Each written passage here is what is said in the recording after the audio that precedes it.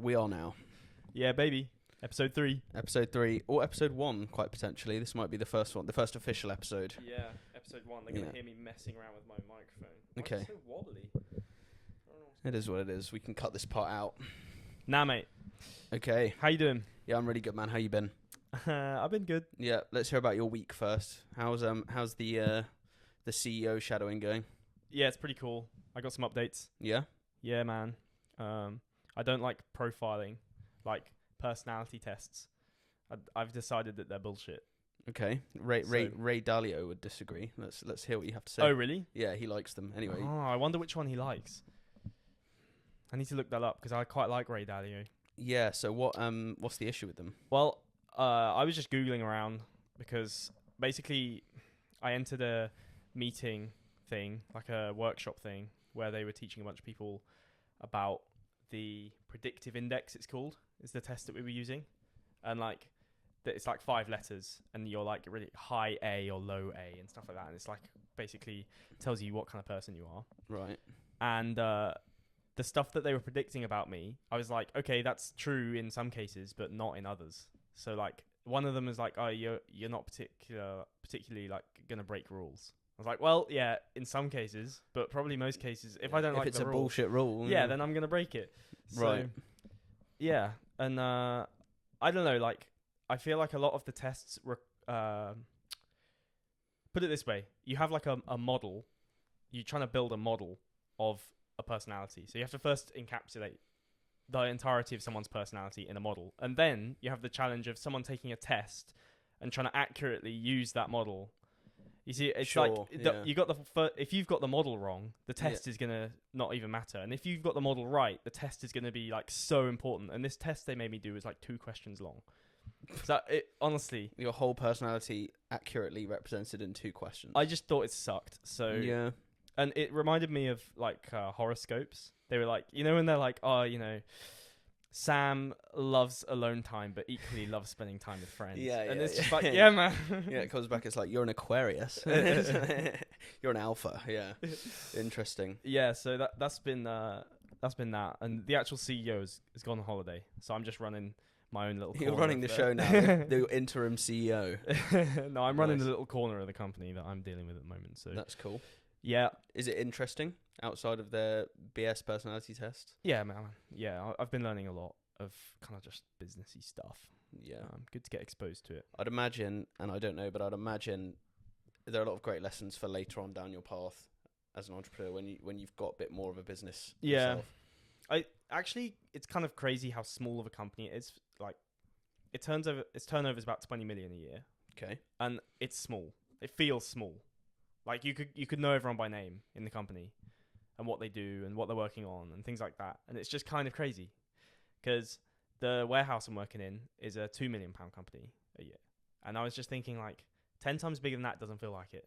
Yeah. It really doesn't feel like it, but it's different sectors and things. Yeah, and more leverage, right? Because it's software. They don't have nearly as much upkeep, presumably, as Probably not. Those big ass machines and It things. needs some work though, the software, in my opinion. It looks so 2007. Does it? Yeah, it needs some work. Well, that's the healthcare industry for you, isn't it? Especially in this country. Mm. I mean, the NHS ran on Windows XP until 2017. Really? Yeah, there was a huge cyber Seriously? attack. Yeah. Holy shit. Well, I don't know. I'm not sure about all of it, but do you remember there was a massive ransomware attack? It was a really big story. Basically, the entirety, any Windows XP system that didn't have this specific update in the entire world got compromised by this virus in like one day. Holy shit. The majority of the NHS was on it, so it could have really fucked us, but some guy unhacked the system, some smart dude. Wow. So yeah, I hope he got paid a lot for that. I'm sure he probably got compensated somehow, although he was an ex-con. He had done prison time for hacking himself. He turned ethical. He turned ethical. Well, I think he just saw the attack and was like, I know what this is. Like, I used to work on these kind of hacks, and so he could just undo it. He knew like the back door or something. That's crazy. It's a cool story. One of my mates has done some ethical hacking for a bank. I just think it's so cool. It sounds really cool, doesn't it? Yeah. Because hacking is kind of badass, but you don't really want to go to prison. So it's a good way of being able to do it for a living. I can't remember what they called it. Like pen I don't testing? think they called it. What's that? With pen testing, penetration Yeah. testing. I think That might have been it. Yeah, it was like penetration something. Which is kind of funny. Yeah, lol. Yeah. Hey man, do you like my new screensaver? Oh, nice. The UK for all of For our entire audience, actually, that does not have video access. It's upside down. Yeah, man. So for everyone who can't see, which is everyone, it's an upside down map of the United Kingdom. What made you get that? Because we just decided which way's north. Nice. So, And my map on my wall at home, Mm. like north is up, Mm. and I saw England with north is down, Yeah. and it just looks so funky. Like Yeah. London looks so far south Yeah. when it's upside down. Yeah. It's crazy. Pretty And cool. like, oh, we're going down to the mountains in Mm. Scotland. Kind of feels weird. Yeah. It's I quite don't know, interesting. Just funky. There's some cool maps. Like I saw some cool maps. I lived in Taiwan for those of you who do not know me, and just for a year, and I saw some maps of Taiwan from the perspective of the Chinese coast. So Oh, yeah. as in it's not quite south to north, but it's an angle where Taiwan is at the top of the map, and then you just see this big arching coast of China, which is how the Chinese would be seeing it if they were coming across the water to invade Really? Taiwan. Holy shit. And yeah. the way Taiwan is all civilization is on the west coast, Oh, which is it's southeast. yeah, exactly. Yeah, a little bit weird. That's very strange. But all the civilization in Taiwan points towards China, so you just get like this huge strip, which is basically the entirety of Taiwanese civilization, and then all these big mountains behind it. Basically, it is cool, but it makes you realize when you see maps like that. Same, I've seen another map like Japan, China looking out towards Japan, because they've had their tussles in the past and things, and it's the same kind of interesting perspective change of like, okay, this is how you think of it on a map, but this is actually what it looks like if you're sailing towards it or something, which is quite interesting. I guess it's a more useful map, eh? It is for their purposes, but yeah, I'm always fascinated by maps, and I've done that before. When you look at it from upside down, it's just completely different. So When some people, I've shown it to them, and they haven't recognised it as the UK for like a good 10 Really? seconds. They're like, what is that? Yeah. Oh, yeah. yeah, they think it's like Middle Earth or some shit from Lord of the Rings. So that's not a real place. It does look like a GTA map when it's upside down. Yeah, I know what you mean. Yeah, man. Oh, yeah. GTA 6 got delayed. Did you see that? Oh, no. No, it's been delayed. It's a good Oh, thing, damn. probably. How 'cause, long has it been delayed for? Another year. 26 now. It's Oh, coming out. dude. I know, That gives but- me another year to buy a PS5, though. Yeah, Which is exactly. And if had come out on time, it would have come out just before my final exams, which would have dropped a nuclear bomb on my degree, I think. Yeah, well, and everyone else's. So. Yeah, and everyone else's. Yeah, so works for me, to be honest. Oh, yeah. I don't know, but yeah, man. It's going to be a sick game. I hope so. It's got a lot to live up to, though. I was thinking Yeah. about, imagine being the head of the team that has to follow up GTA 5. Like, Mm. that's hard. It is seriously hard. They But do have an absurd budget. Their budget's like 5 billion or something, which is like, I looked at some graphic and it was like way more than the entirety of the profit they made on GTA 4. Like, Really? yeah, it's gigantic. It's like 5-10 times the budget for GTA 5. So it's like, okay. I wonder what the budget for Red Dead 2 was, because that game was wicked. That game was cool. The only thing I'd say is that the Red Dead Online failed miserably.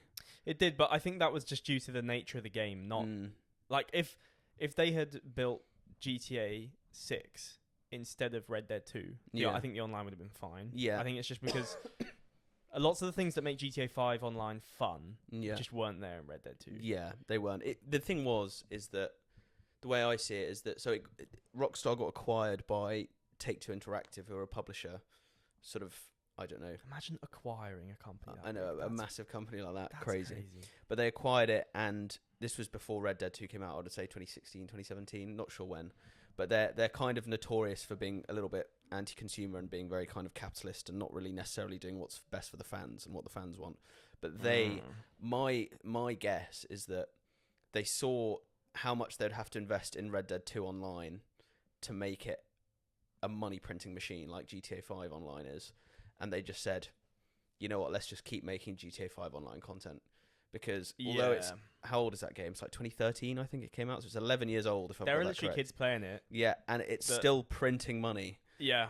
So I have a feeling that they just said it's not worth setting up an entire team to make Red Dead 2 Online as good as it could be, when we're already just basically like the Federal Reserve printing money when it comes to GTA 5. Like it, honestly, the story in Red Dead 2 was so good It was fantastic. that it didn't need an online. Like, Yeah, I love yeah. that game. To be honest, I mean, I think you got more into GTA Online than I did, because I just never seemed to have enough friends who wanted to play it, so it never Aw. got. And yeah, I know. Look at me. No, they were playing other shit, whatever. So yeah. but it's not very fun when it's just you. But I mean, it's great, but frankly, I enjoyed the storyline way more anyway, even for GTA 5. Really? Yeah, the GTA 5 storyline was pretty good. The Red Dead 2 one was just like... Yeah. Oh. I prefer it. Actually, I would say most people prefer GTA 5 to Red Dead 2 if you speak to them. Really? I think so. Oh, I'm the other way around. I'm the other way around as well. The detail in that game, it came out in 2018, so it's 6 years old. Oh, that's crazy. It's crazy, but it's still fantastic. Like, there's no game, in my opinion, with that level of immersion or detail. And I like the historicalness of it. It's like walking through some town or something. You're just like, I'd imagine this is what it was like, you know? I do love that. In a way, I'd say it inspired my little AR ventures. Did it? Yeah, because, like, just looking back at the past, like, being able to play a video game in the past is so cool. Yeah. And you really feel like you're in the past. Yeah. It's so immersive. And Can you do it in VR? I don't know if you could do VR. I've not seen it. I've not seen it, possibly. So I was listening to, the other day, a podcast with John Carmack. Mm. Yeah, John Carmack. Who's that? He's supposedly the best programmer ever. Okay. That's his title. What did he program? He must have done something famous. Yeah, he did some video games. He did Doom. Yeah. Okay. Yeah. He did Quake. Yeah. And he like pioneered some VR tech. Cool. He's an FPS guy then, because Doom and Quake were both like very seminal, original. Like they were the earliest first-person shooter games to really take off. So yeah, he's also done some AI stuff. Cool. He was on Lex Friedman's podcast. It's a really long podcast. It's like 5 hours long or something. Crazy. I listened to it the whole day. I still got 2 hours left. Nice. I listened to the one that so we have a little podcast list that we share. I listened to the one, and I can't remember his name now, which is not a good start, but it was him speaking to the guy from Diary of a CEO about procrastination and things. Do you know Adam Grant. Adam Grant, yeah. I thought that was quite a really good episode, actually. It's an interesting one because I don't know how much first-hand experience Adam Grant's got, but he's done a lot of research, which is cool. Like, I like research. Mm-hmm. If it's good studies... Yeah. Yeah. Well, he's an academic, isn't he? So you can rely on it being it's not just some... It's probably not bullshit. No, it's not bro science or... No. Yeah. Unlike the predictive index test, which is definitely pseudoscience. Yeah, so it seems like it. I really want to hear what Ray Dalio's got to say about it now. I'm going to have to... He's really big on personality tests because he thinks in a very big company like his own, you know, provided you've got the skill set, obviously, that you can fit in anywhere in the company, and it's good to know what your strengths are and what your colleagues' strengths and weaknesses are and all those sorts of things. So, you know, he'll talk about, like, you know, if you've got very good people skills and you're very sort of agreeable, you'll be good maybe in sales or something, or if you've got more analytic brain, you know, working, because he runs a hedge fund, right? So that was his big deal. Was he had Bridgewater Associates, it was the biggest hedge fund in the world. So that's how he made his billions. But he's really big on it. But it probably depends on the industry, and I'd imagine it really, like you said, like you alluded to earlier, it really comes down to the quality of the model and the quality of the testing. I almost think that a really simple model, like you said, like if you just have a couple of traits, like, okay, how agreeable are they going to be in most situations, and how, you know, are they going to be more introverted or extroverted in where they do their thinking, say, or something like that. That's like much better than trying to give like specific scenarios of what Sam might do. You know, Sam might break the rules, or it's just kind of like, I just thought it was silly that in the predictive index one that I did, where they give you like a pretty big paragraph of behaviors that you might do, and lots of it was good stuff, like positive about me, and I just didn't believe it. Like, I don't think that's right. Fair enough. And like, it wasn't a bias of me. What I'm trying to say is, it wasn't a bias of me just not liking what it said about me. Like, I'd like to be that guy. Yeah, but you didn't think it was accurate. It's just not accurate. Yeah. Yeah. So how do they apply it though? That's the question. They apply it with quite a lot of trust. They have like quite a lot of faith in it. So I think skeptical by nature. I want data on it for it to be. Yeah. You know what I mean? So I think I'd like, if I had my own company with so many staff that I can't keep track of them all. Like, if it's got more than like 30 people, by that point you got to start thinking about these things. He's like, okay, do they fit the culture? What Adam Grant was saying about culture was, if I remember correctly, it was like the small startups want like solid cultural fit, but once they get past a certain number of like employees, they want to start having sort of more diverse. Yeah. Yeah, because otherwise you just kill the entrepreneurial spirit if everyone's the same. Yeah. So at that point you got to start thinking about it, but I don't know what the best way of doing it is. Something to figure out for sure, but I don't think it's that. You don't think it's what's the model called again? Predictive index. Predictive index. Yeah, I'm not convinced. No. But I'm gonna talk to them about it. Yeah. And see what they say. Hear their defense. I wonder if it's just a case of like I feel like it's probably a solvable problem. If you were like really interested in it and really intelligent and had lots of resources, I don't see why you couldn't make a really good model and a really good test if you devoted yourself to that. Probably and that not. would probably be super useful. Yeah. But I don't think it would be impossible. I think though, man, like the best tests will be ones that aren't self-tests. Like someone else has got to come in and study you. Sure. That'll be the. You just bring in a psychiatrist or a psychologist or something, and yeah. If I had infinite time, I'd just do a psychology degree or whatever, like a PhD. I'd do an everything degree if I had enough time. Yeah, me too. Me too. Apart from golf studies, I wouldn't do that. Yeah, that's maybe you don't need a degree. Would you be a medic? I don't think I could be bothered, even if I had infinite time. You know, it's funny because a good friend of mine, Pierce, shout out Pierce if you're listening. Pick up Pierce. He does Chinese like me, but he's thought about, because he's American, he can kind of switch around, and he's 3 years into his university life, his college life, if you will, and he still has the opportunity to switch to medicine. So he was thinking about it. I think he's not going to do it now. How could you switch to medicine 3 years in? I know, it's crazy. Yeah, it's just to do with having a certain number of credits and enough STEM background, and he could it's like, I can't remember exactly what it's called. It's all very complicated and nothing like the UK education system, so I won't even try. But he was thinking about switching. I don't think he will now, but just talking through it with him, it is one hell of a commitment and a hell of a lot of debt, especially if you're American, and the number of years it takes for you to work that debt off, you're so far behind everyone else that the high salary that you get isn't even necessarily worth it. Yeah. It's not good, because we should have incentives for people to be doctors. I know. Well, that's the issue with a lot of public sector work, right? Teaching is exactly the same. But man, like it depends on what the public sector thing is. Like Lucy in the Bank of England, they've got, I think it's I think it's like 2,000, maybe 5,000 staff, which is not many. I think, I can't remember what it was. British Airways have 10 times as many pilots as the Bank of England do employees, which is crazy. Insane. That's just British Airways. I think that's right. I might be chatting shit. And like, they run fine, but then you have like the NHS need loads of staff, and no one wants to pay for healthcare. Yeah. And they want big salaries, and med school costs loads of money. Like, it's a big problem. Yeah, it is a big problem. Yeah. And there's all these schemes. Like, I have friends who are studying medicine, and the NHS pays for some of you. It pays for the last 2 years of your 6-year degree, but that's really not that. It's still not great. And then you have to work for the NHS for a certain number of years as a kind of compensation for the fact that they paid for you in the first place, and it's just not enough. Nah. So it's difficult. It is really something the state should deal. Like, the state should pay for those kinds of educations. Yeah. Like, they're just important. Yeah. But we just don't have the money, mate, in this country anymore. Nah. No. But I don't support public healthcare. I'm sorry, I don't support private healthcare through and through either. Like, I wouldn't want an American system. No. The NHS is worth having, in my opinion. Me too. I agree. Yeah. I don't know, man. It's I did health economics at uni for like a one. Do we call them semesters? Terms. Yeah.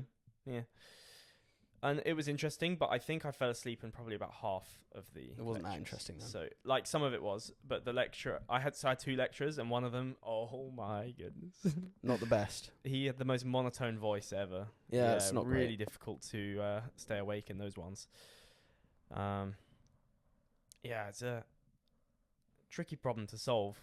Very complex.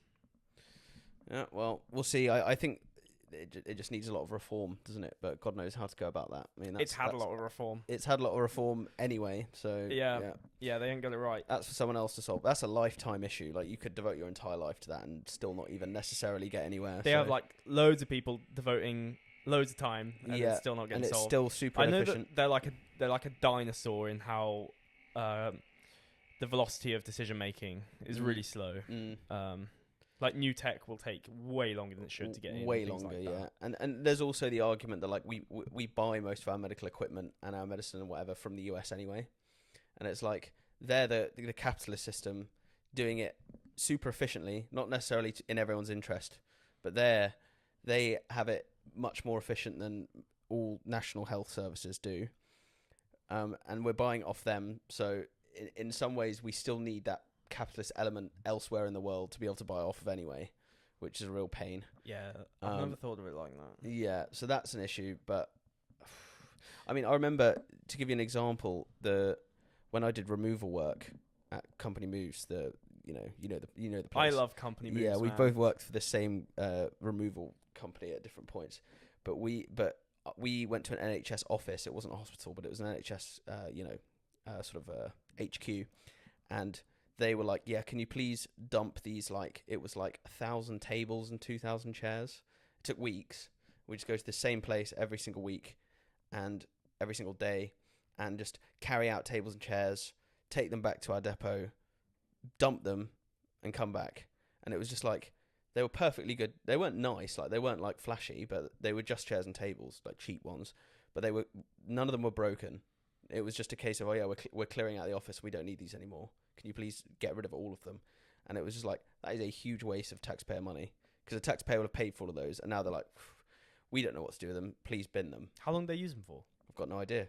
Could I don't know. it have been like a few months, or were they messed up with it, like the table? No, the issue was they were moving offices, and they were like, we're downsizing, and so can you just bin them? So I don't know how long they've been there Crazy, for. man. Months, years, I don't know. Could have been a decade, but the point is, regardless of how much use they got out of them, they could have got another 10 years of use out of them easily. They were completely fine. And we just had to chuck them all away. Didn't you sell some? Or was that not that? None of those, but could have done. Yeah, I mean, they were literally up for grabs, and they go were on like eBay with hundreds. 2,000 tables. Yeah, I remember that was when I first got the job, and the first day, there was this giant 10, 12 foot tall pile of chairs, and they were like, we need to get more chairs on the pile. And all we did for like the first 4 hours was, with like both hands over heads, just chuck chairs onto this pile, and they were like come flying back down. We have to dodge them. It was the most safe. mental. Yeah, it was not. And I remember like, doing some mental. Where shit. the hell am I working? I know a guy who cut his hand moving some heavy equipment. Yeah, and it seriously messed. I think it was his hand. Seriously messed up his hand. Like it's still messed up now. Really? It was like 4 years ago. This was at Company Moves. At Company Moves. Crazy. We were doing this place in Farnham. It was like a chemistry plant. Right. Oh god. And literally, I replaced him because he was messed out. his hand. He was out of action. That's fucked up. I don't know if it was a cut or if he crushed it or something like that. Yeah. Maybe he crushed it. It messed his hand up though.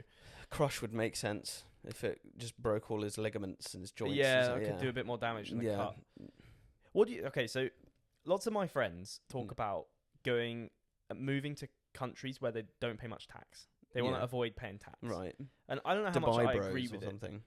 What's that? Dubai? Dubai Bros, yeah. No, they're like Romania. Oh, right. Andrew Tate Bros. So yeah, he lives. that's probably where they get the inspiration from, to be fair. Possibly. But I just don't agree with it. On a moral level? No, I just think that there are lots of countries that waste money, like taxpayer money. Like lots of governments do that. But if they don't have any money to spend in the first place, they can't waste it, right? So that's a good philosophy. Right. But there are some that do use it better than others, and it's just better than here.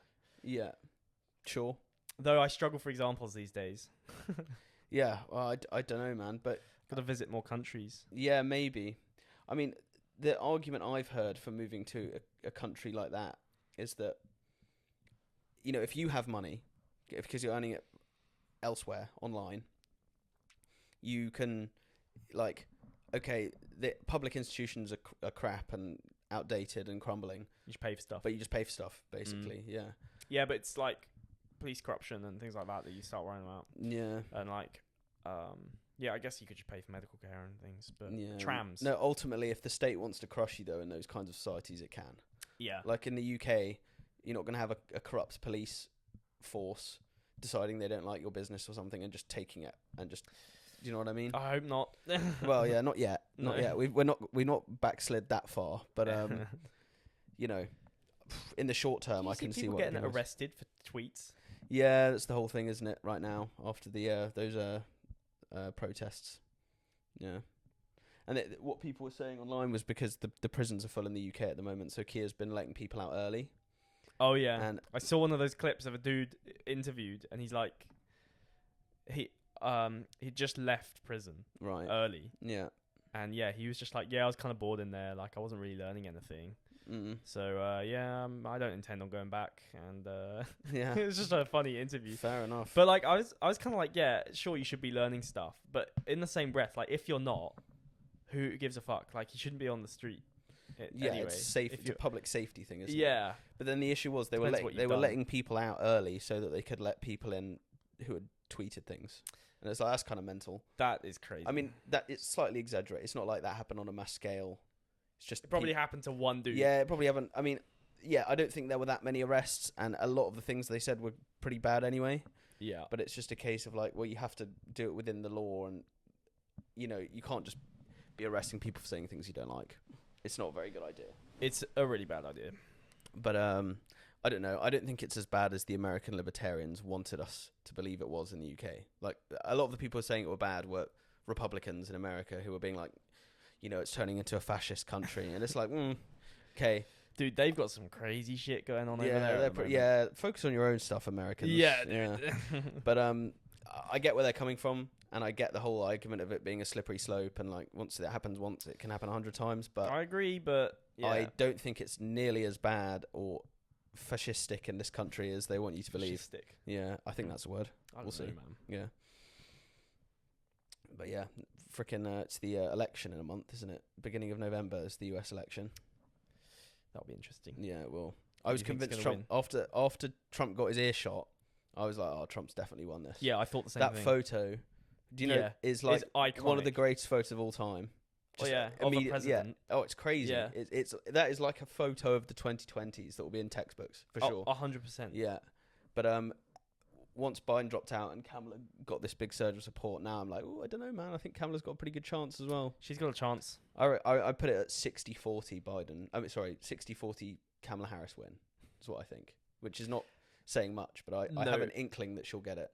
I seriously don't know. Like, I don't even understand the implications of either of them getting it. No. I really do not know enough about it. The biggest ones for me is my degree, because I study Chinese. Oh, yeah. Trump is a lot harsher and is going to decouple the Western world from China more than Kamala probably would, which would be a bad thing for me, because if all business between the West and China halts, that's like a massive number of doors that my degree is opening that will just close again.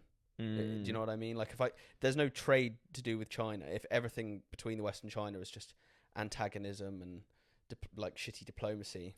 Oh, someone's got to translate the antagonism though. They do, but it's not quite the same. Dude, it's demand fine. And supply. Just start a company with me. Yeah, okay. I know what you're trying to do. Yeah, it's a recurring theme that's been on our 2 pilot episodes, our 2 test episodes that we've done. Sam's going to start a company with me. Yeah, I'm not sure what, but it's going to happen. I'm not sure if Jamie actually wants to do this podcast or whether he's just using it to try and slowly entice me into joining. No, I actually really like the idea.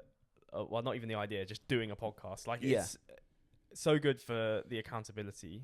Yep, that's true. Yeah, this giant audience is going to be laughing at you if you're not rich in a few years. So yeah, well, it's going to take longer than that, probably. Probably, but that's fine. Well, I guess you never know. Yeah, I'm trying. I've gone like monk mode. Have you? I get up at 5 a.m. to code. That's awesome. Literally yesterday, I hung out with Adam, and by the time we were hanging out, it was like 1 p.m. Yeah. So, and I'd done like 6 hours of coding. Yeah. And it was 1 p.m. Yeah, awesome. I was like, that's sweet, man. Is that 6 hours? 5 till 1? It's a lot. It's more than that. Yeah. 7 if you did it solidly, but I'm guessing you stopped for food and things. Dude, it's 8. That's 8 hours. 5 till 1. Yeah, it's 8. But I didn't. I stopped. Maths. Yeah, I had a shower and shit. Yeah. Well, I'd say I did about 5 hours. Pretty cool. Yeah. I found a website. I can't remember what it's called. I'm pretty sure it's called Teach Yourself Computer Science. Okay. Yeah. Gives you loads of resources. Yeah. And it says, do 100 to 200 hours per topic, and there's 9 topics. So that's like that's crazy. 1,800 hours. It's a lot of hours. So far, I have done I think maybe 7 hours. Okay. But I've been doing still other pretty good. Yeah. other coding as well, so that I'm just doing that as a side. But it basically says like these are the important modules. If you do a degree, these will be the ones that you need to remember. So basically, you have a degree. If Cool. You've done it. Yeah. So that will be cool. That's awesome. Yeah, it's a long-term project. Yeah. Because last time we met, you were still doing it after work. After work now, do you just chill? After work, I do a workout, and if I'm not working out, then I do coding. Okay, so you potentially just doing more coding now that you're going up. Yeah, it kind of depends what I feel like. Sometimes I'm knackered. I'm just gonna watch TV. Well, Yeah. not TV, but whatever. Yeah. Yeah. Like it's nicer to have done the work, done the coding, gone to work, earned my money, come home and just be like, yeah, I'm fucking Nice. relaxed now. Yeah. But Well, you can afford to. yeah, it's Mm. much nicer that way around than working all day, getting home being like, I gotta fucking go, Yeah. gotta get coding. Yeah. But it does mean I gotta go to bed at 9 p.m. Yeah, so- but that's actually the cornerstone thing. As long as you can keep up the early nights, it's pretty doable. Yeah. I was in a big habit while I was in Taiwan of getting up very early. So early, in fact, that you probably just had your dinner back in the UK. So, because of all those hours that we are ahead. I'm pretty sure I called you one time. Yeah, I remember I used to do that with a bunch of people. I used to, call people at 6:30 in the morning because I knew they'd be free because they haven't gone to bed yet in the UK. Yeah. But, yes, I got into a big habit of it, but the downfall was that what I was doing was I was either working out or a lot of the time I was just working, or very often as well, me and Pierce would go to the sauna. It became like it was kind of, we knew it wasn't necessarily optimal, but we just like getting the bro points of like going to the sauna at 6 a.m. and just like sweating it out and then going to class. It wakes you up. Yeah, hell yeah, it does. Well, actually, to be honest, if you don't do the cold water exposure afterwards, Makes you fall asleep. yeah, there was one of the first few times where my class started in like 15 minutes, but I was like, 5 more minutes in the sauna. And so I got out the sauna, got changed, ran across the campus, because it's all in the same campus, to my class. I looked like a radish. I was bright red, and I was like, I'm not sure I can even speak English right now, and my teacher doesn't understand English. And she's about to, she like kind of went round the class. That was like her teaching method. And it was coming up to my turn to like give a report about whatever I'd just been reading, and I was I was literally panicking. I was thinking to myself, I might just have to like go to the toilet to miss my turn, because I was like, I was fully like, I Did cannot you do not this. know how to say in Mandarin? Like, I've just been to the sauna, and Yeah. well, I could have said that, but that would have also sounded a bit strange. Like, why the hell were Yeah. you in the sauna at 7:30? So do you know how to say I'm gonna shit myself? well, yeah, And then run out. Yeah, something like that. Yeah, but yeah, I think I did actually stick it, and I gave an acceptable answer. But that just goes to show that the sauna can take it out of you. Oh yeah. And if you don't cool down afterwards, your body is just fighting to stay awake, basically. So, but yeah, the original point I was trying to make was that getting up early is great, but if you don't go to bed early, which became my issue, you just end up operating on a daily basis on like 5 hours of sleep, you're fucked. and then after a week of that, you just crumble. And I there's can't do that. no way you'll get up at 6 a.m. A week into your 5-hour sleeps. It's just not going to happen. So. No, I agree. If you can keep up the early nights, At 9 it will all hold 9 together. p.m. I don't know whether I'm going to be able to keep it up that well when I'm at Lucy's. I'm going to try. When are you going to Lucy's? Tomorrow For how long? Just a day. Oh, just a day. I don't. Oh, I didn't tell you this. Mm-hmm. You know, I was doing a project management course. Yeah. So I did week 1 Mm-hmm. a couple weeks ago. Yeah. Week 2 this Tuesday. Halfway through the day, I just quit. Really? I was like, this is fucking bullshit. Do you remember, did I tell you about the first? You told me you weren't sure if it was going to be any good. Yeah, so I did the first week, and they sent me like the notes that we did it's like a whole lecture, the whole day, like 6 hours or something of, Mm-hmm. not including breaks, Mm-hmm. 6 hours of just lecturing. And I was like, yeah, it seems okay, not great. I wasn't that impressed. Then they sent me the slides, and I like re-went through them just as study. Mm-hmm. And I was pretty convinced that it was fucking useless. And then I was like, okay, I'll go through day 2, and if I think it's bullshit by the end of day 2, then I'll quit, because it was free. I didn't pay anything for the course, so I was like, meh. Fair enough. And I thought it was bullshit. So at lunchtime, I just quit. Did you tell anyone, or did you literally just walk out, drive I home? left, and then I sent an email later, Yeah, being like I'm gonna not interested in continuing. I'm unenrolling. Yeah, fair Yeah. enough. But I don't think it's gonna benefit future Jamie at all. Like Really? literally 0%. Why not? Because I was thinking about it in the context of my businesses, running projects in my businesses, and the management skills that a project manager course teaches me they're different. They're just completely irrelevant. And lots of the skills that the project management things teach you as well, they do everything. It's like literally someone has gone through and done everything in their power to kill anything entrepreneurial about. Right. It's just, yeah. Like, I guess it's not their job, right? They're not entrepreneurs. They're project managers. Like, their job is to build a new terminal at Heathrow or some shit. Like, it's not coming up with ideas and implementing them and running these big projects. It's executing on other people's ideas. Yeah. So, yeah. And all of this stuff, like, I don't need to learn about all of these procedures that they do right now. Like, I was speaking to a friend who did it was a PFQ exam. It's called PFQ. And she had done it. And she said that I could read the handbook and do it in a day, and like I'd be able to pass the exam. Yeah. So I was like, do I really want to spend 10 weeks, literally 60 hours on that? Like, no. So I'm still taking my Tuesdays off every week, and I'm coding. Like, think about how much I could get done. Yeah. It's like that's awesome. 12 hours of coding a day. I'll learn a lot. Yeah. Nice. Apart from this Tuesday where I'm going to London to go and hang out. Have you thought about, because I believe, at least the way I work, my brain works, is if I invest monetarily, probably, although, you know, also in time and whatever else it might be, but if I invest monetarily in something, my commitment is much higher, and thus my progress is as well. Have you considered either paying for some expensive computer science course or enrolling into some sort of program, or are you just quite happy to just keep using your free resources? Because it seems like you're pretty dedicated and you don't necessarily need the extra accountability. Paying for it is secondary. Like, I don't care if I've got to pay for it, whatever. Like, if it's there, it exists, I'll do it. I'm so like motivated to do it that it's all this. So I was saying this to Adam yesterday. I was hanging out with Adam, and I've done like a year of trying to start a company. Yeah. With no positive feedback loops. Like none. Apart from I got one customer, so that was good. Yeah. But other than that, it was just like struggle. No positive feedback loops. Nobody really saying like, oh, that's cool. Like, do you know what I mean? Like, because I had nothing to show. So,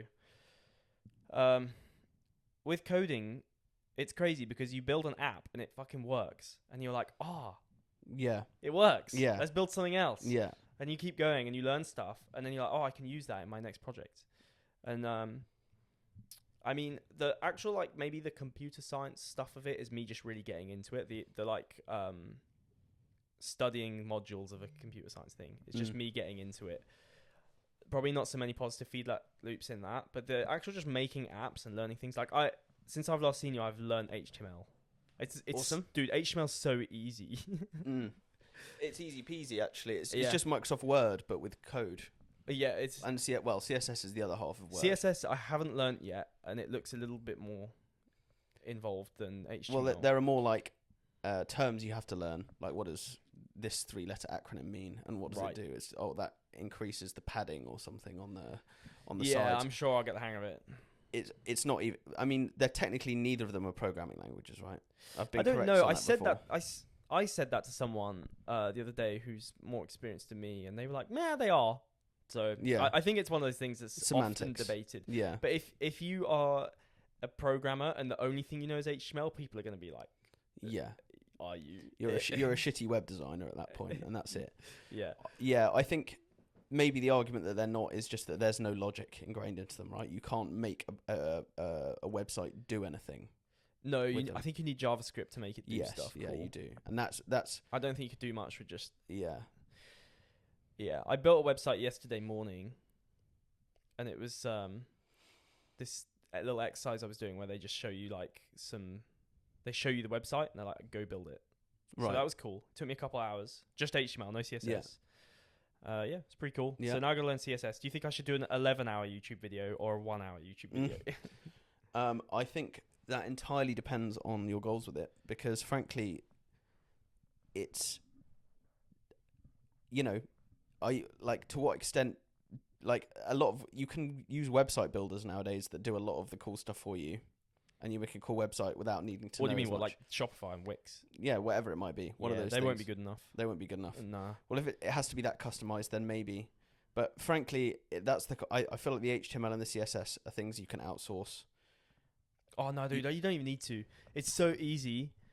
Like the website I want to build, it's got a lot of like custom features, but the actual like look of it, pretty simple. Okay. I could probably already make a crappy HTML version and just ChatGPT the CSS to make it look like you probably could. Probably could. I think start with the 1 hour video, honestly. That was my decision to do a 1 hour and then make like 5 websites using CSS. And by the end of that, I should be good enough to do what I want to do. Yeah. Have you are you aware of a book called The Lean Startup? I think I might have it. Yeah. Lean Startup. The Lean Startup, yeah. Mm. Let me find the name of the author so that you can get a massive plug from our audience. The Lean Startup. Eric Rice, something like that. Anyway, I listened to it. I listened to it years ago on Audible. Is it good? It's very good. It's good paradigm shifter for people trying to, create a startup. Yeah. But the main message of it, at least the one I got from it, is the idea that you should just be building the most bare bones minimum viable product you possibly can, and giving it away for free and getting feedback on it. Because the kind of the argument of the book is that people build some awesome products without actually testing if there's any need for them in the market. And you don't need to, basically the way I think this applies to this conversation is you don't necessarily need to have a super duper polished, beautiful product before you start trying to find people to use it. So like, I don't know what this website is for because you've still not told me. That can get revealed at some point on one of these podcasts. But, there's probably something to be said of, okay, you've got bare bones HTML and CSS skills compared to people out there who do it professionally, whatever. But you could build a rather ugly and minimal functioning website, and so long as it provides the value that you think the market needs, if you can give it away for free or for a very cheap price to people, and they can say, wow, that really helped, then then you can watch the 11-hour CSS video. Then you can get HTML, or you can hire someone to do it for you if that's what you choose to do. But you don't need to invest that 11 hours or that salary for whoever you're going to outsource it to if you can't get people interested when it looks crap, if that makes sense. And that basically getting out there, getting feedback on it and iterating based on that feedback is by far the smartest way of doing it, as opposed to being there. And because, there is a danger, and I'm not saying that this is something I'd expect you would do, but there's obviously a danger that a trap that many people fall into at your stage would be like spending years learning really good HTML, really good CSS, blah, blah, blah. Granted, one day they could apply it to something and make loads of money, but they could spend years building this product and getting it just the way they want it, only to find that no one wants it, if that makes sense. So in that sense, the 11-hour video might just be an 11-hour time sink for the meantime. Once you know that those people are interested, then you can dot all the I's and cross all the T's. But in the meantime, it's all about getting that minimum viable product going, I think. What do you think? I couldn't agree more. Yeah? Yeah, that's what I'm trying to do. Yeah. I've actually probably going to do it in a little bit more, a slightly different way to that. But big up your boy Eric, because I agree. I think it's Read the book. I will. It's a really good one. I think it might be on the bottom of my to read pile. There's a few books on there, so it might take me a little while to get there. Yeah, that's fine. Did you listen to that Netflix CEO podcast yet? Nope, not yet. It's still on the list. Yeah, it's in the A1 podcast. I know. I've seen it there. I've just not clicked on it yet. When you listen to that, to be fair, I think I learned like 2 or 3 things from the whole thing. So maybe listen to it on 1.25. Okay. But there's a bit about running tests on products, and it's kind of that idea of like making an MVP, and then his idea is what's the cheapest way of testing it, and can you come up with like 10 ways of doing it?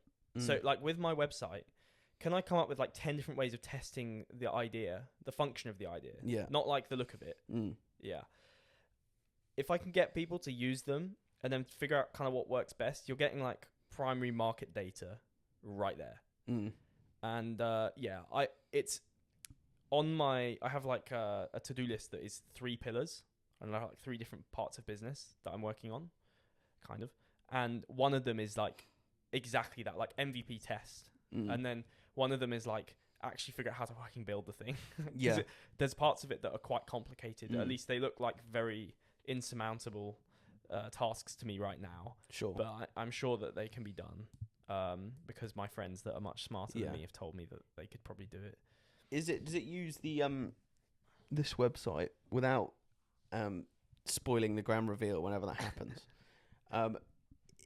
Does it use the ChatGPT API? Am I right in saying there's some kind of interfacing with AI? It is interfacing with AI. There's different types of AI in need. I think I do need a large language model. Yeah, there is a large language model in there. Okay. Yeah, one of them. Interesting. Because could you feasibly test it? And this would be highlighting the M in MVP. Could you test it without the website? How necessary is the website? Definitely. Like I said, I'll come up with 10 ways of testing it.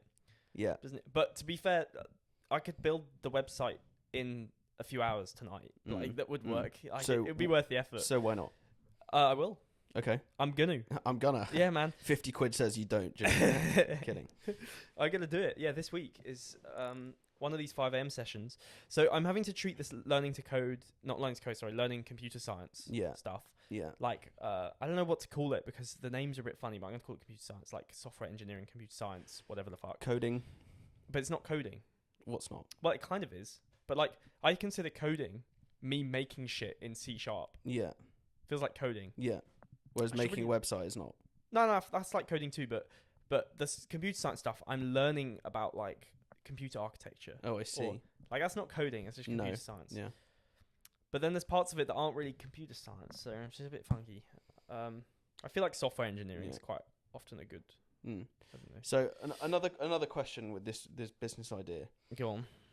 So, like for example, say I match the customer avatar, which I don't know if I do because I don't know what the company is. You probably don't. Okay. Most people I know do though. Okay. Yeah. So, but say I did. Okay. Or pick one of your other friends, whoever. Could you is it something you could literally call one of your mates and do over the phone with them somehow? Like, be like, I'm willing to do you this favor. I've got the tools and the know-how. Can I give you a call back and do it for free like that? Or because that would be super minimum, right? Yeah, I could. Okay. How much does it rely on? But there's one thing is that part of the product is that it does it quickly. Okay. Saves you time. So, and that won't happen over the phone. So easy. Okay. But it's a real MVP. Like, it's an MVP. Yeah. But it could definitely do it. Could you just text them their results? No. Okay. Does it require data manipulation? Enough questions, Sam. Okay. Enough questions. Fine. I'm just interested. I will show you. I'm trying to put you through the ringer if I can. You're trying to figure out what it is what you're doing. Well, no, I'm fine. I'm interested in that. No, for real, you're actually helping me come up with test ideas. Just ways of testing. I mean, listen, man, I have never started a company, and you have way more experience than me. But I do, just because I've read this one book one time, which I get is not great, but just because I believe in what the author's saying and it made sense to me, I feel like the testing is super important for any company. I absolutely agree. Yeah. But also for reference, I have 0 experience running a company. Okay. All right. Running one potentially, but starting one. Trying to start one. I've got lots of experience. You've got lots of experience. This is I'm pretty sure this is number 6, number 5. Is it? Yeah. For real. What? It's kind of crazy. So. I've had some real stupid ideas, Sam. Yeah. They've been some real stupid ideas. Number 1 was the workout thing I did in lockdown. Oh yeah, I remember that. Well, actually, I plugged you on my Instagram. If I remember correctly. Yeah. Do you get any business from that? A bit. Yeah. I did the maths and I made like £10 an hour. The amount of effort into building it versus. It's not that bad. Like, I made a few. Considering it's self-generated income, it's really not that bad. In lockdown. Yeah. Yeah. Yeah, it was okay. Yeah. What else are you? I wasn't spending any money. Get fat and I don't know, hit bongs. What are other people doing in lockdown? Yeah. I should have learnt to code in lockdown, man. It was actually crazy. Slight side quest. We'll get back on it. It's just crazy the amount of people I've met at university who had never used weed, for example, and it just exploded during lockdown. The amount of people doing that. Really? So many people I know who have really bad habits with that stuff. Mm-hmm. It got out of control in lockdown. Either they started in lockdown or it just got out of control then. But The weed dealers be licking their lips. Yeah, they do, man. They do. It was a crazy time. Yeah. But yeah, that could turn into a serious side quest. So let's stay on topic. But that was company number. I was gonna say technically company number 1 was me trying to sell books to my parents when I was like 4. Okay, yeah, what that they bought. Yeah. Yeah.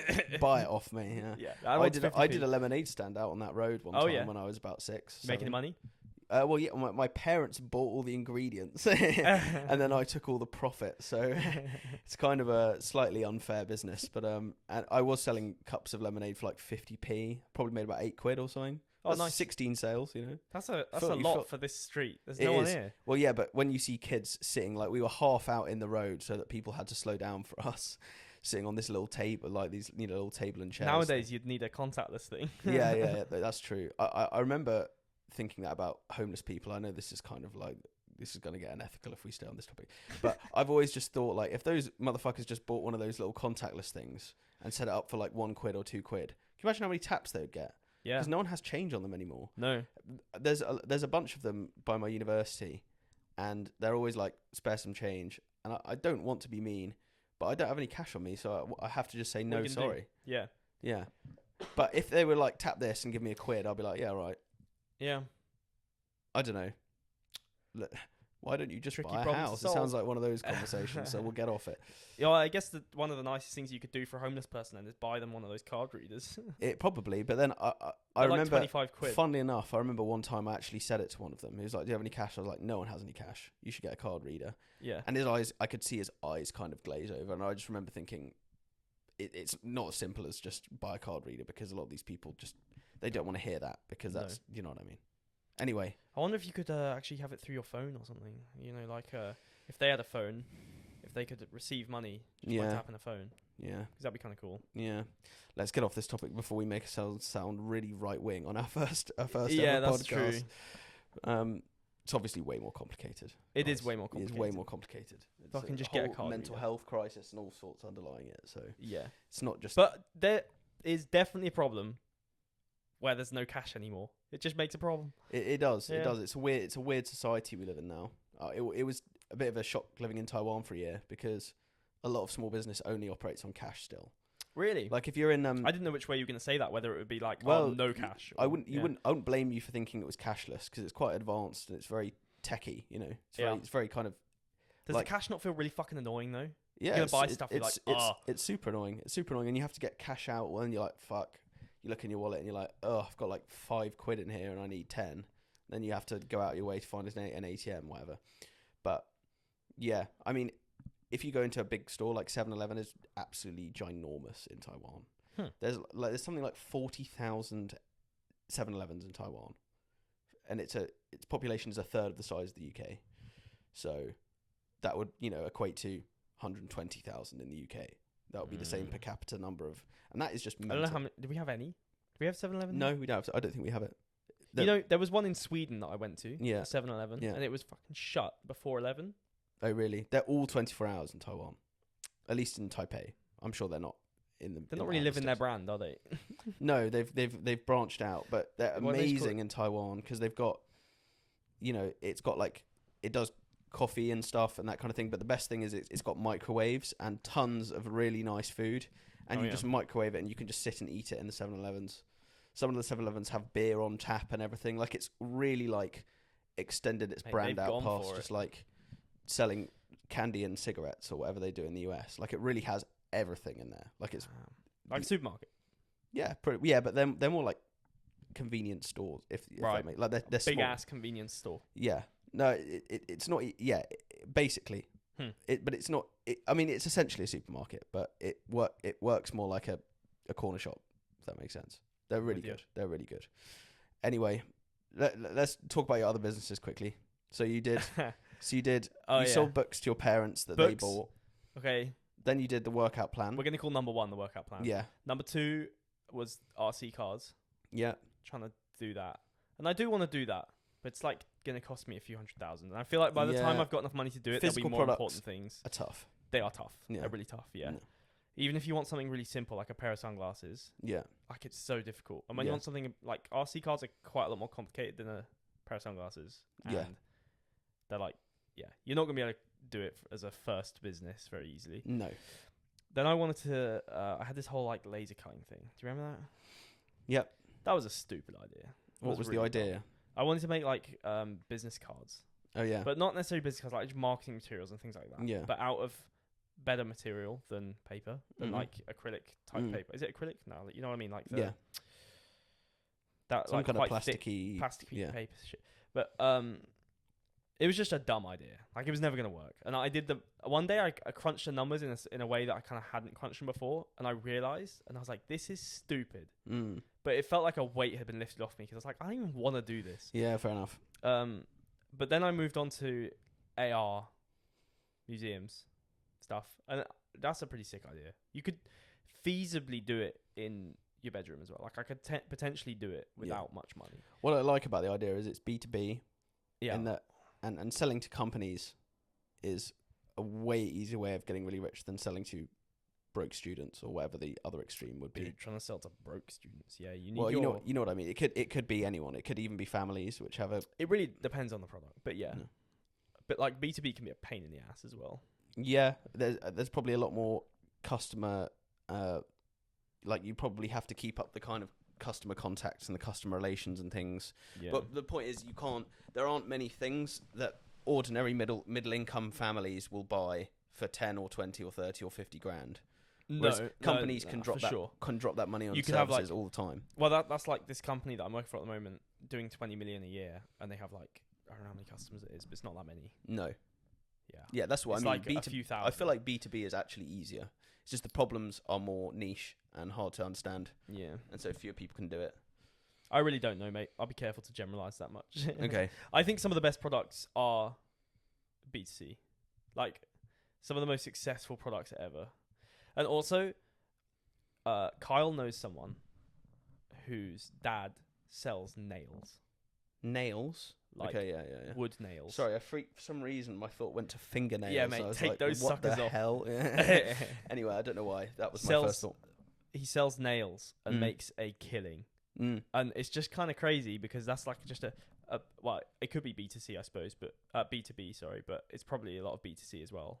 Mm. Well, actually, I don't know. Who knows? I Maybe mean, buys them off I'd Amazon. imagine if you're making a killing, you're probably selling it to retailers. Yeah, probably. I don't know. And that's fucking B2B. Yeah. Yeah, all right. You're right, Sam. I'm wrong. No, I don't know. I mean, I'm not really a voice of authority in any of this, but I've certainly heard Hormozy talking about, the high ticket world and the B2B world is in some ways You're a lot certainly easier. going to have a lot more high ticket in B2B. It would be easier to make loads of money selling like gourmet burgers than it would trying to compete with McDonald's.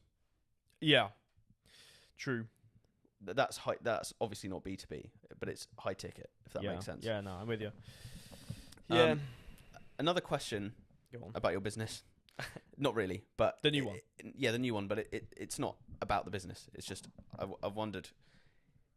I've heard again Hormozy saying that for your first, like a huge pitfall for entrepreneurs, shall we say, is they want to try and come up with a really new revolutionary product or try and essentially reinvent the wheel, when actually starting a company that has basically my question is, to what extent has this problem that you're trying to solve been solved by other people and you just want to solve it better with a new method or and you take on the product, and to what extent is it just trying to be its whole own thing?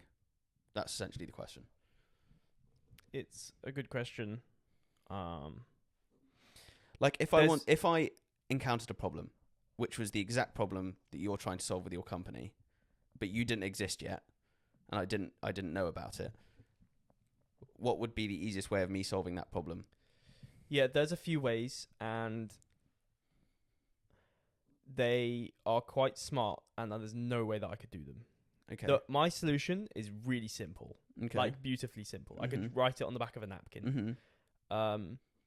So is theirs, to be fair. It's a really nice solution. But theirs costs money, whereas mine will be free for the consumer. Okay. How are you And- monetizing? Ads. Ads. Okay. Yeah, it's not going to make much money. Mm. I don't even want to call it a business. It's just a project. Yeah. Cool. There's a couple things about it that make it significantly different from anything that exists. And I was quite surprised when I Googled it, it didn't exist. Cool. So, and I'm also going to model the web app off of things that are completely unrelated to it, that are also web apps that I just like the look of. So I'm kind of doing it that way. I'm not like modeling competitors. I'm modeling some random websites that I like, and like the processes and the way that it works. But really, it's much more of a technical challenge than it is a kind of like, yeah, if I can make it work. Put it this way, I've spoken to some people about the idea who are much higher up in business. Like they've started companies before and things like that. And they're like, yeah, I'd use it. Yeah. So I was like, that's positive. Cool. And they've also said like, yeah, I could see it making a little bit of money. Like maybe you could sell it and for like a few $100,000. Yeah. Maybe one of your competitors would just buy it, so you'd stop doing it. It wouldn't be a competitor actually that would buy it. It would be a different party. But you will figure that out. I'll figure that out. When do you think you'll reveal it, by the way? No pressure, just wondering. It depends how quickly I can make a good test that looks real. Yeah. Like I've got a whole load of tests I can do that don't look very like what it's going to look like. Yeah. But give me data. Yeah. But what would be good is a test that gives you data about what it might actually end up being like. Yeah. When I've got that, I'll show you. Cool. Well, I look forward to the day. Yeah. But in the meantime, I'll just keep asking you cryptic questions. Yeah. Have you got any ideas? No, I've got absolutely I hope none. that you come up with a business idea that's sick, and then we can do that. Okay. Well, I'll keep thinking about it. So what I'm saying is an idea that's really good that isn't my idea. Yeah, yeah. And you're yeah, like, yeah. oh, I think it's this. Yeah. Oh, I see. And we you're should like, do it. yeah. You're like, yeah, that is what it is, Sam. We're starting next week. Yeah. You just delete all the shit you've been working on. Like, yeah. We'll have to see. But another question: could you feasibly, as a gaining people to test to do tests on, could you feasibly reach out to customers of some of these so-called competitors and be like, "I'll do it for free," just so that I can get data on my product? I don't know anyone that uses the competitors. I'm sure you could find people. I could find them. Like I know people who have used them. I mean, we've used them. Yeah. Sarah uses them sometimes. So I could probably do that. It won't be like the service that I provide will be free, but what they actually get is not free. Like what they're doing, they still have to pay for, but then they have to pay for it anyway. So Okay. I don't give too much away. Yeah, I'm no close to working it out, man. So I think don't worry. Well, you're gonna have to listen to this shit back, and you'll be Yeah. like, I got it. Yeah. Or I'll listen back to this once I do know, and I'll be like, I should have guessed. Hindsight's a bitch. Maybe, yeah. Well, I tell you what, Lucy, you, and Adam all know about it, but don't know what it is. Yeah. There's a few select people where I've actually told them what it is. Yeah. Your real friends, I see how it is. No, I think my real friends are the people I haven't told. Yeah, fair well, I don't want to say that. The people I have told are my real friends too. Yeah, I know what you mean. Yeah. I know what you mean. Mostly, I spoke to them about it because they just were bullying me so hard that I was like, really? Okay. Tell me. But I'm not giving in. That's fine. Again. Well, we're live anyway right now, so yeah, you might not want to do it to everyone, but yeah, man. What's been going on with you then? We've been talking about me the whole time. That's okay. Anything I mean, new? I think what you've been doing is more podcast worthy anyway. No, nothing new. I am just working on. I'm back on the Mando grind because because I've been working on this big dissertation, which is obviously all English, over the summer, and have you finished? That's been cool. Nah, not even close. Not even close. What percent? I would have to think about that because I've had some meetings now with my DIS supervisor finally, and it's made me think, to actually fit all these new criteria that I didn't know I needed to fit, it's going to have some reworked. But I fully anticipate it'll be one of the things where I will at some point just have enough knowledge and enough sources and the rest of it that it will just flow out of my fingertips through the keyboard and onto the document and it'll be done. I hope so. Like, I think it will be hopefully quite seamless when it comes down to it. Yeah, but maybe quite a lot of effort. I have no idea how much more shit I need to shovel before the hole is big enough that I can just do it, if that makes sense. Like, I think I'm going to be chewing through glass for a lot longer and it's just going to be like, eventually it'll be fine. So what else are you doing? Your Mandarin grind? Yeah, back on the Mandarin grind. So I've got 1 year left of university. It's the big one. On top of this DIS, I also still have some what will be the most intense Mandarin exams that I'll do. And it's just a case of basically going back through and picking back up all of my good habits of drilling the Mandarin. I've become super efficient at doing it now. Like, I think I could teach someone how to learn languages quickly just because I've spent so much time and I've iterated through so many different. That'll make you great for learning coding languages. Yeah, well, maybe we shall see. I don't think your methods would work on coding languages as well, because you were talking about having the Google extensions where you can highlight shit. Yeah, quick feedback loops is what it is. It is what it is. It's about. Well, that works with coding. Yeah, it does. No, there's definitely some principles that I could transfer across, but obviously it's not the same. But still a language. Still a language. Yeah. But yes, I think. I mean, my advice to anyone who wanted to learn a language would be, don't focus too much on drilling flashcards. I think that's something I have to do for my exams. I would actually say the main thing is don't treat it like you treated language learning in school. If you did like a GCSE or something in a language, it's not the same. I would say the biggest thing you could do, and this goes back to investing into something, which I said earlier, to keep you consistent, is just to go to the country. Yeah, lots of people can't do that. But no, lots of people can't do that. I would say the things that I like the best are, there are websites where you can get paired with people. It's either like a platform for finding language tutors, which depending on the language you want to learn can be ultra cheap. Like you can get people in China you can pay £3 an hour to do language lessons. What are you doing? Pardon? Are you doing that? Yeah, I've been doing that. So damn. I've had a couple of different, not simultaneously. I've kind of switched around, but I've had different people, and I just log on Zoom class for an hour. I'm at that point where we don't speak anything but the language for the whole hour. Obviously, I mean I don't even know if they can speak English. These people. That's so cool. Well, it is cool, but not everyone's at that stage. Like a lot of people can't do that. Even if they've been learning a language for a while, they can't just speak it for a whole hour like that. No.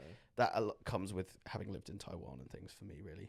But I would say, yeah, speaking is massive. Basically, it's just about cramming as much material as you can, reading books, reading news articles, listening to stuff. What do you think about this? When I've been learning French, some of the things I've tried, say, for example, you're learning like the word for frog. I actually don't know what it is, but you're learning a word for frog. Grenouille or something in French? I can't remember what it is. I don't know. If that's right, I'm so chuffed with myself. Anyway. I think of the word for frog. Yeah. And instead of thinking French word for frog, English word for frog, and then thinking of a frog. Yeah. Just go like straight to the frog. Yeah. You see what I mean? Trying to like cut out the translating to English to then figure out what it is. Like, have you had to tackle that problem much? I've heard that argument be made that you should not try and translate in your own head. I think it's quite unavoidable at the beginning. And really? Because when I learned, I've tried to think about it as if I'm like a toddler. Yeah, and I don't know any language. It's a great way of doing it. I would say I would only worry that if someone heard that and was in the very early stages of learning a language, that it would freak them out a little bit. That's the only thing that I'm not sure about. Well, fucking get over yourself, mate. Yeah. But why do you think it would freak them out? Because if they have, say you've been learning French for a little while, and obviously the natural thing that will happen is that you'll be translating in your head to begin with, and I think people scold themselves for it. I think it works. What I will say is I'm not necessarily sure I did that to begin with. However, it's certainly at the point now where I don't have to think to say things. Do you get shit at English if you haven't spoken it for a while? No, I've never been quite that immersed. I spoke plenty of English in Taiwan. So true. With friends and things. However, what I would say is it certainly gets to the point where obviously I have to think about how to say words if I'm not super confident in the topic. But basic conversations, I can have a full conversation, say of 5 minutes, and then afterwards be like, damn, I didn't actually realize I was speaking Mandarin for that conversation, if that makes sense. That's really because you're just speaking it, if that makes sense. And you learn how to respond. Maybe it's more of an argument of like, don't pretend you're a toddler trying to just cut the middleman, just get good. Have you ever had an experience where you're talking to someone, like, say like one of your parents or something, and you're focusing on something you're doing, but you're also talking to someone, like you're coding, but someone's in the room and you're talking to them, and then you leave and you kind of realize I was not engaged whatsoever for that conversation, and I made all the right noises and I responded correctly. Autopilot. But I autopiloted that conversation. Or you're driving somewhere and you just get there and you realize that you were completely zoned out in your own head for that whole drive. Not in like a dangerous way, but you're just not. It's like how you're slowing down at a junction so you put your clutch in so that you don't stall. It's like you don't really You're not thinking about it whatsoever. Yeah, you just know that that's the right thing to do. Yeah. I think it's just a bit like that. I think it's just a case of, or playing a musical instrument. If you know a piece really well, you don't have to like think about where to put your hands or. No. Yeah. You'll probably fuck up if you do. Yeah, well, that's true as You well. start freaking out. Get into the flow state, you know. It's that Yeah. kind of thing. But yeah, I don't know. I've heard the argument of not translating in your head. I just on a mass scale, when you're trying to learn thousands of words, I don't know. I would say a really important thing for anyone to learn for any skill, but it's really important for language learning, is how to memorize things effectively. I've always felt like one of my strengths is that I've always had quite a good memory. Like I can hear things in class and I don't necessarily need to, like it seems to stick. You know, like I think I'm quite lucky in that regard. I have a good memory, but when you're trying to learn so many Chinese characters, because that's probably the biggest challenge of Chinese is the reading and the writing. You have to learn how to memorize and like, do you know like memory champions? Have you heard about people who do like memory competitions where it'll be like they'll be shown 30 cards from a deck of cards and they have to memorize every single card in order or something like that. Damn. It's like competitions that people do, and all of the best people at that do memory by association. So they're like, if I see a Chinese character, I might memorize it with some kind of story or some kind of this shape and then that shape and this shape, and you associate the different strokes that come up with an object or a place or a person, and then you make it into a story almost. Right. And that's like that's like a very classic and very well tested way of memorizing a lot of things. Yeah. And that's a useful, the best way. Yeah. Well, apparently, yeah. That's how all the people do it. it. Yeah. I mean, not with every character. It's like I'm not like a diehard user of it. But I can see how it's the best. I can remember the character for the number 4. Looks like curtains. Some curtains in a little box. Yeah. Yeah. Never Correct. forget that. Yeah. And just 1, 2, and 3 are just fucking lines. Yeah. That I one's can't remember pretty actually like 3 whether the lines which way around they are and whatnot. They're always horizontal. Smallest to It's the smaller one's in the middle. medium, small, big. No, it's more like big, medium, big. Okay. The top and bottom ones are pretty much the same length. Right. But there you go. Chinese, everyone. You've learned 3 and 4. Them hashtags and that. Yeah, exactly. Hashtags. But it's that's certainly an evergreen skill. I don't know. I really love language learning, and I think an experience that most people have with skills is that once they have reached a certain level where they either get praise for it or they just are confident in it, you love it even more and you become more interested in all the little details and things.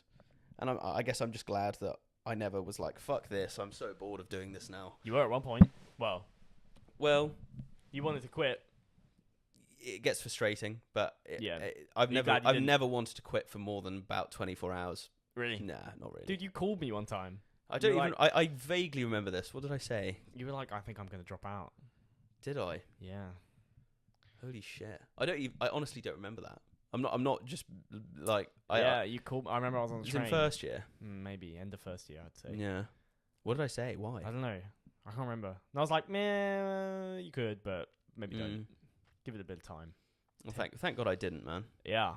I mean, I definitely had some. I definitely got overwhelmed by stress and things at certain points. The workload is pretty mental. Man. Yeah. I was so happy for you though when you said you were going to go to Taiwan. Oh yeah. Well, like that was the whole reason I applied. We actually had a member of the class drop out because they didn't want to do the year abroad, and that's up to them. I don't know their personal lives. They could have had stuff going on. Yeah, maybe. In fact, I heard rumors that maybe they did, and that's up to them. But to me, that's such a shame because that was the whole reason I applied. I was the opposite. I was like, that's the whole reason I'm doing this. You know, I jumped into it with both feet kind of thing. So, yeah. Live abroad if you can. Oh, yeah. If you can. Do you have any interest in doing that?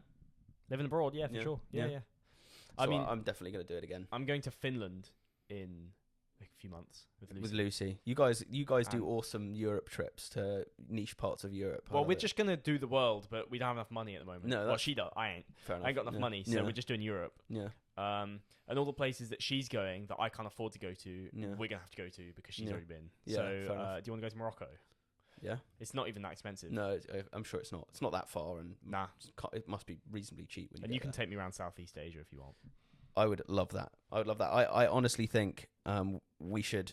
I was talking to Pierce. Shout out Pierce again. I was talking to Pierce the other day about doing like a big China trip, because you could do China for like 3 months or 6 months if you want, because it's fucking huge. What about the money, but we're man? gonna the paper. You gonna paper for that? I mean, How much would it cost? The flights would be the only really expensive thing. China's like pretty cheap. Bit less. Okay, 800. What do you pay? What did you pay? You. When you go. Taiwan is really expensive. Okay. What would we just go to, like Hong Kong or something? Yeah, Beijing, Shanghai. Beijing. Yeah. I would guess between 600 and 800 for a return flight. Mate, I am down. Let's do it. When? Yeah. Wait, I'm just inviting myself. I was just about to get to the point where I invited you. But what me and Pierce want to do is fly to one part of China, motorbike down the entire country over a month or two, and then fly back from another part of China. Because it's like the size of the US. It might even be bigger than the US. Maybe not if you include Alaska. But the mainland of the US, I think it might even be bigger. Like, it's fucking huge. Like, to drive... the bullet trains are world class, but it still takes hours and hours and hours. Well, I survive on a scooter. I guess you survived on a scooter. They're really easy. They're really easy. I've never been on one. No, it's really good fun. Really? I did a whole year of it. It's so much fun. I was not interested in bikes before I went to Taiwan. I was just like, oh, they're dangerous, and I don't know anything about them, and cars are cooler, and that was kind of it. But now I'm like, now I see bikes, I'm like, nice bike, bro. I want it. Do you know what I mean? Like, it got me into it. But mopeds are really easy, and okay, sure, if you get into an accident, God forbid, touch wood, you never do. But if you did get into one, it would be really not great. But it's not that dangerous, to be honest. It depends where you are. I mean, I did it all across. I bet if you were in like Bangkok. Yeah, well, I did it in Bangkok. Did you? Yeah, actually, that's a lie. I did it in every other place I was in. And, we weren't in Bangkok long enough, but I've done it in a few Thai cities. Chiang Mai being, I think it might be the second biggest city in Thailand. I don't know, but I did it there. The city centre, it's kind of crazy, but everyone's in the same boat because they're also on bikes, and so people are sensible. And that's what makes it a lot more safe. Right? Yeah, kind of. Just the fact there's so many safety in numbers. It's an HGV that, like, not seeing you or something, that would really be awful. But you get popped. Yeah, and also, like, have you heard of the Hajang Loop? Nope. No. So I obviously met tons of people this year traveling across East Asia, Southeast Asia. And almost everyone says, whether they were boys, girls, interested in bikes, not interested in bikes, that the best thing they'd done, having been to every country in that part of the world, was the Hajang Loop, which is in North Vietnam. It's a motorbike loop. Takes a number of days, can't remember how many, 3 or 4. But virtually everyone who did it said it was by far the best thing they'd done. Like, I've not heard anything rated so highly in terms of what to do for traveling. Have you done it? No, I've not done it. I've not been to Vietnam. I really want to. Let's do it, man. Let's do it. One of my closest buddies, Hayden, from my course, did it when me and my other close buddy, Louis, went to Thailand. So he was like, don't want to do Thailand. I want to do Vietnam. And we were like, we want to do Thailand. So, but he went and did it. He said it was fantastic. But it's a ginormous, long, multi-day long, you book it and your hostels are booked for every night, and in a massive circle, and you just go and do this big loop. The views are insane. I've seen photos, whatever. But anyway, that is, Hayden said, having done most of the biking I've done with him, he said it was by far the most dangerous he'd done, because the road surfaces were crazy. You get water running off the mountains down over the road or something, and the barriers like sketchy, whatever. So it really depends where you are. All I can say is in Thailand. Wait, the most highly rated loop is the most dangerous bit of biking that he's done. Yeah, that's fucking crazy. The thing is, in Taiwan, sort it out a little bit. Yeah, you would. I mean, they're bringing it. It will get redone in the next few years because it's so popular now. But like, for example, in Taiwan has got plenty of money to go around. The roads amazing. The roads are better than the UK. There are no potholes, nothing. And where I did it in Thailand, it just so happened that was quite often on very well paved roads. But the surface is a big one. you know, because slippy roads are scary on bikes. Yeah. Really, really scary. End up with a, you know, like a biking tattoo, if you know what I mean, getting a skin graft down your body, some crazy shit. So, No, yeah, thank you. but honestly, bikes are sick. It's so much fun. I've thought about getting one in the UK before. I've thought about it. But I just don't want to be a meat bullet. Yeah, a meat bullet. That is Yeah. that is a great phrase. That is what it is. But when I see Rob and Ollie on them, yeah. on Oh, their that's bike, cool. my dick gets hard, man. Yeah. Those guys That is awesome. with their leathers. I would be a bit scared doing it on like a motorway or something. Yeah. I mean, I say that I've been on. I've you been see on. these idiots that just weave. Yeah, the whole time. Yeah. Yeah. And that's scary. And like when they're going in between lanes and things, like through traffic or something, you know, I've had it before where I see a bike in my wing mirror at the last minute, and I'm like, thank God I didn't change lanes, because he would have just gone over the top of my car or something. Because they're going at like 100 miles an hour or something. It's crazy. Yeah, you got to go slow if you're splitting lanes. But yeah, wherever you do it, just make sure the first place you do it is a nice controlled environment. Okay. But it's really fun. Yeah. And like we did this trip to this tiny little island called Ludao, which means Green Island in Mandarin. So we went to Green Island, which is a little island off of Taiwan, which itself is obviously a little island. But Did you tell me about this one? Probably tiny little island, but you can cross it in about 40 minutes on your bike. It's like Is this where they had coastal road? That was it, like Taiwanese Mafia. Yeah, that was that island. Yeah, it was that island. And you can get around it in about 40 minutes on the bike. There's like it's really, really steep.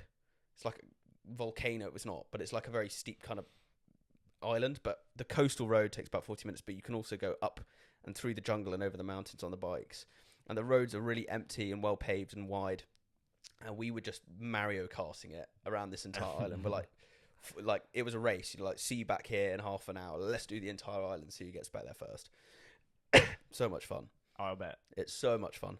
It was like karting, to be honest. I mean, you're on a bike, but the horsepower of a moped is kind of similar to the kind of horsepower and like a shitty Little cart. Yeah. So it's a bit like that. We're going karting soon. Oh, when are you going? Wednesday. Oh man, you'll miss it. Yeah, this might be the first and the last in-person podcast for a little while. Yeah. Unless maybe you I'll want to come up to Cambridge. I've got a Panda now. I can fucking drive in winter. Yeah, that's great. So that's great. Yeah. Okay, well we can do that. But when are we going to do our next podcast then? So you're going Wednesday. Well, we can do one either tomorrow or the day after. There's no reason why we can't. Well, we can't because I'm not here. Oh, well, you're with Lucy. Yeah. Okay. So, well, let's just do one next week, man. Let's just try and configure an online setup. Yeah. It's something to learn to do. Next week, like, do Friday evening or something. Yeah.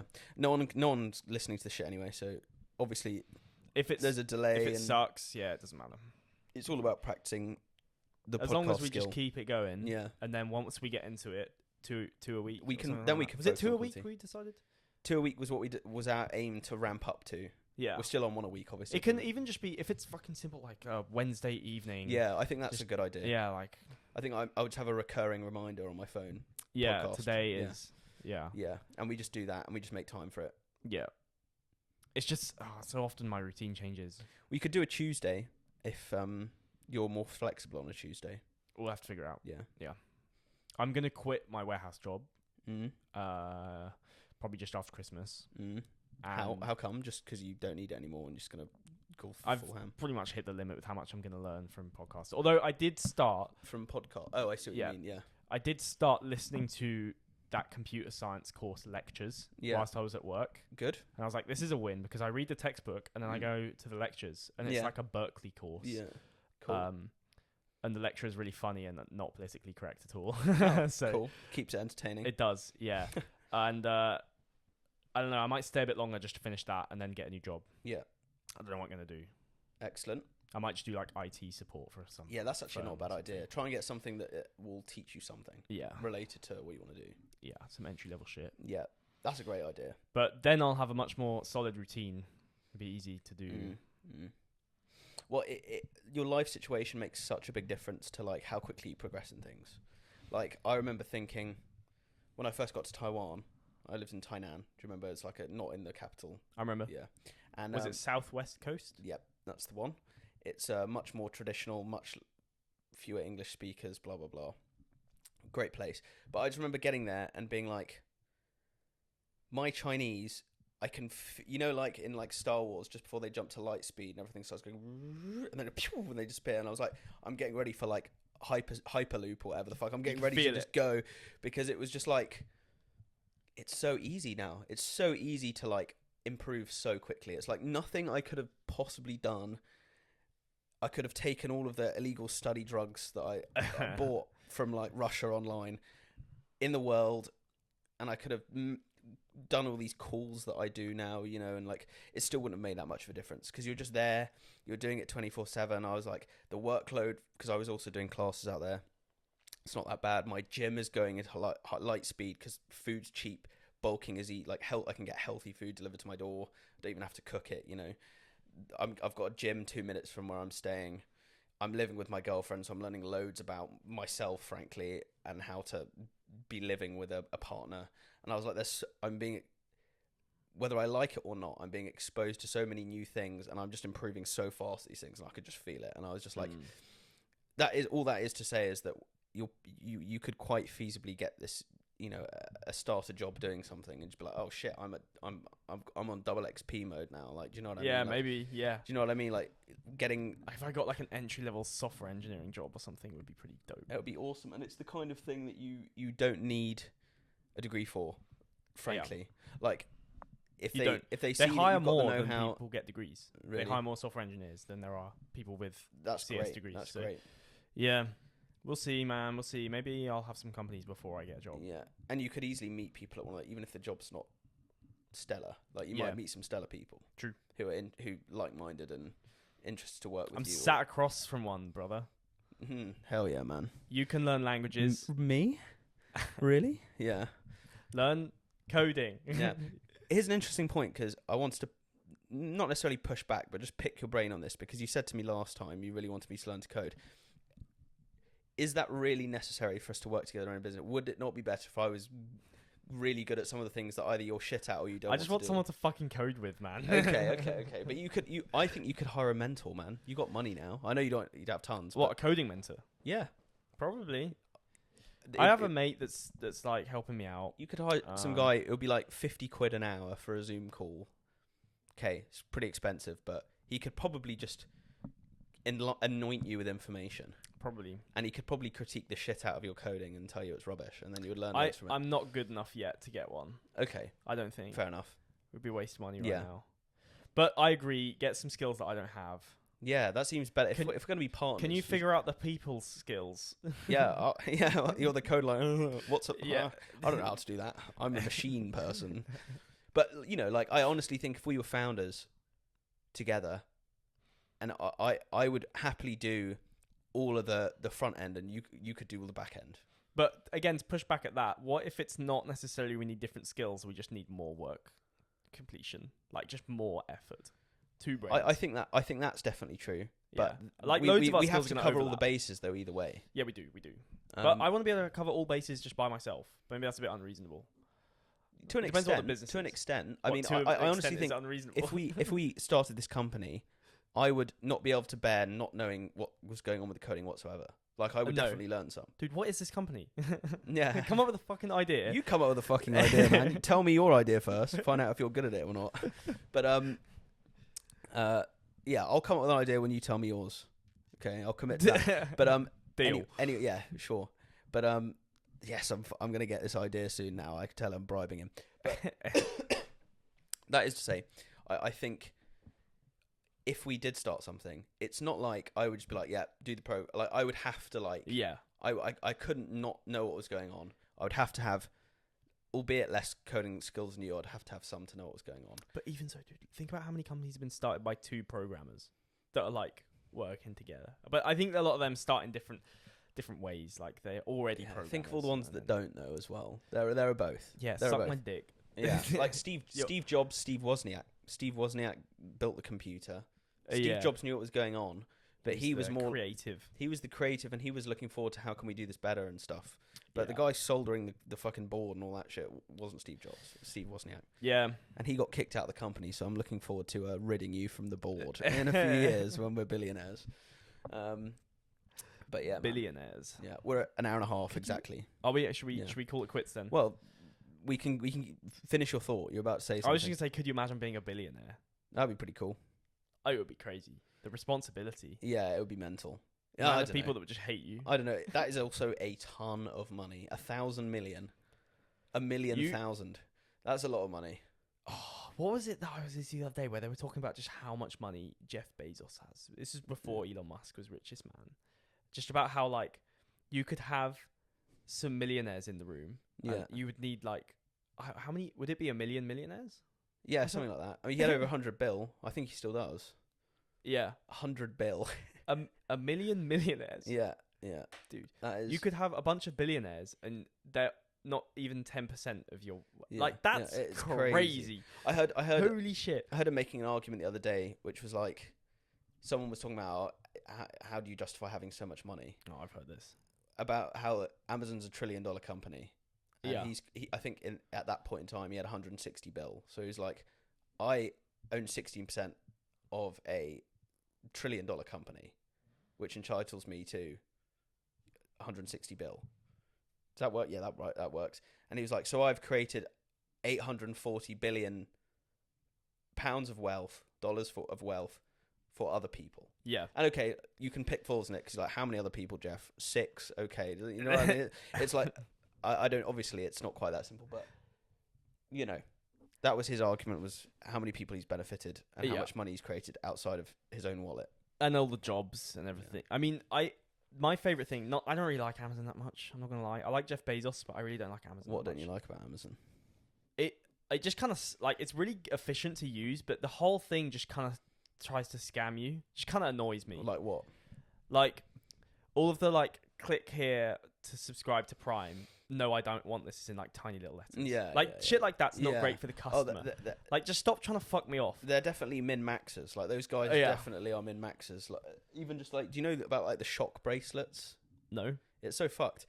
All employees in the warehouses have bracelets on, and if they're taking too long, it starts to tingle and it gets more intense until they've completed the task. That's fucked And if they stray too far away from the machine they're supposed to be working on, it notifies them that they're off task by zapping them. That legal? Clearly, but It can't be legal here. barely. Yeah, I don't know. Whoa. And also all the tax evasion shit. They pay absolutely $0 of tax a year. See, which I don't is like crazy. that. But what I was gonna say is I do like is Jeff Bezos's like thing about the best inventions are the ones that make everybody richer. Mm. And that doesn't necessarily mean richer in terms of money. Yeah. Like it could be time or like time is money. quality though, life. At the end of the day. Yeah. Yeah. So, yeah, man, I just love all of the things that I try and invent. I kind of hit that framework of like makes everyone richer. It's like what I want, what I aim for. Yeah. No Yeah. scams from Nah, Thornton fuck that. Incorporated. It just annoys me. Like, why do you want to dedicate your life to that? Yeah. Like, that's really what you want to do. It's just hedonism, isn't it? They just want to be rich. They just want money. Yeah. Money's not that important. If you do cool shit and invent cool stuff, then you'll make the money. Yeah.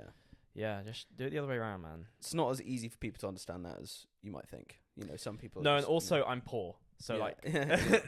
But we got time, we got vitality, so we can convert all that into money. As Yeah. time goes Well. Yeah. on. Yeah.